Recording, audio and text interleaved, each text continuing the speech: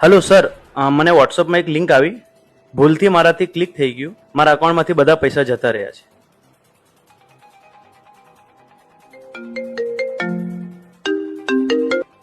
Sir, share ટ્રેડિંગની વાતોથી હું લાલચમાં આવી ગયો. એમણે પૈસા ડબલ કરી આપવાની વાત કરી તો મેં મારા જીવનભરની મૂડી નાખી દીધી. મારા પૈસા પાછા અપાવો સર.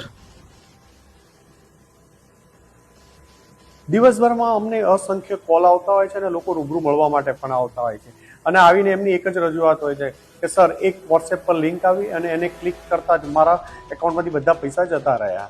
આ ઉપરાંત સર, મને દિલ્હીથી અલગ અલગ મુંબઈ એરપોર્ટથી ફોન આવ્યો, એક કુરિયર આવ્યું છે અને મને ડિજિટલ અરેસ્ટ કરી 2 દિવસ સુધી બાનમાં લઈ અને મારી પાસેથી એટલા પૈસા લઈ લેવામાં આવ્યા છે.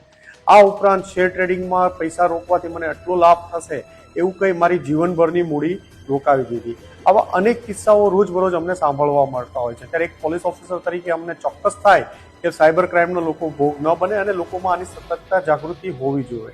સુરત શહેર સાયબર સેલ સાયબર સંજીવની 3 લઈને આવી રહ્યું છે, જેમાં વિવિધ કોમ્પિટિશનો વગેરે લોકોને જાગૃતિ માટેના અવેરનેસના પ્રોગ્રામો છે. સુરત શહેર સાયબર સેલ દ્વારા આયોજિત સાયબર સંજીવની 3માં જોડાવા માટે અમને તમામ લોકોને નમ્ર અપીલ છે.